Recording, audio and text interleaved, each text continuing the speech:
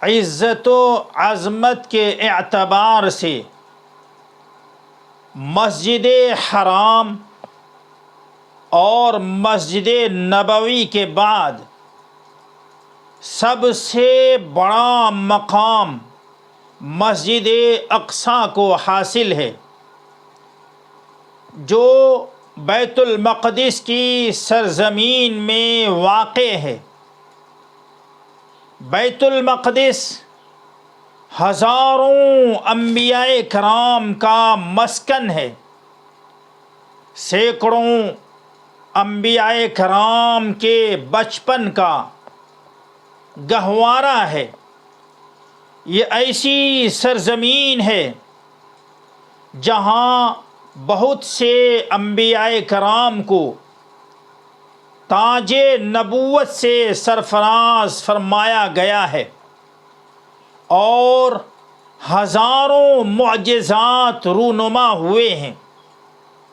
مسجد اقصی کئی مرتبہ آباد ہوئی اور کئی دفعہ دشمنوں نے وہاں تباہی بھی مچائی ہے۔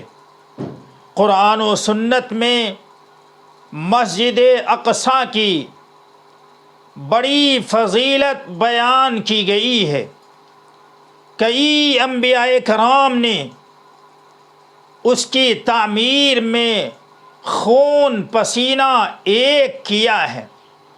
نسائی شریف کی 694 نمبر کی حدیث ہے کہ رسول اللہ صلی اللہ علیہ وسلم نے ارشاد فرمایا کہ حضرت سلیمان بن داؤد علیہ السلام نے جب بیت المقدس بنایا تو اللہ تعالی سے 3 خصوصیات مانگیں، ایسا فیصلہ جو اللہ تعالی کے حکم کے موافق ہو، یہ مان لی گئی۔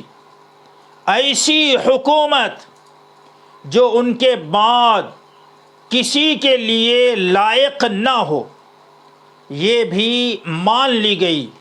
جب آپ مسجد بیت المقدس بنانے سے فارغ ہوئے تو یہ دعا مانگی کہ جو شخص بھی اس مسجد میں آئے اور اسے آنے پر نماز ہی نے ابھارا ہو تو اسے گناہوں سے اس طرح صاف کر دے جس طرح اس کی ماں نے اسے گناہوں سے پاک جنا تھا۔ مسجد اقصی میں نماز ادا کرنا حرمین شریفین کے بعد سب سے افضل ہے اور ثواب بھی زیادہ ہے۔ ابن ماجہ کی 1413 نمبر کی حدیث ہے کہ رسول اللہ صلی اللہ علیہ وسلم نے ارشاد فرمایا کہ آدمی کا اپنے گھر میں نماز پڑھنا ایک نماز کے برابر ہے، اور اس کا محلے کی مسجد میں نماز پڑھنا 25 نمازوں کے برابر ہے، اور جامع مسجد میں نماز پڑھنا 500 نمازوں کے برابر ہے، اور مسجد اقصی میں نماز پڑھنا 50,000 نمازوں کے برابر ہے، اور میری مسجد میں نماز پڑھنا 50,000 نمازوں کے برابر ہے، اور مسجد حرام میں نماز پڑھنا 1,00,000 نمازوں کے برابر ہے۔ جی، مطلب صاف اور واضح ہے کہ مسجد اقصی میں ایک نماز کا اجر و ثواب 50,000 نمازوں کے اجر و ثواب کے برابر ہے۔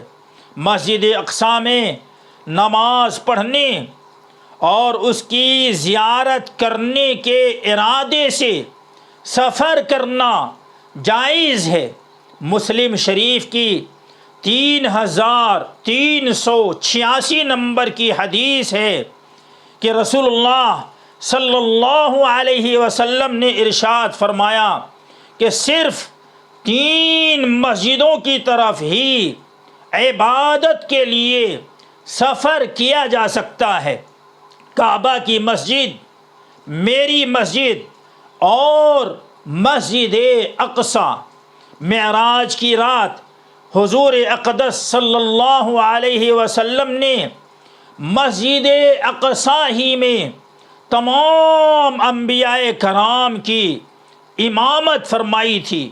یہ شرف صرف اور صرف مسجد اقصی کو ہی حاصل ہے۔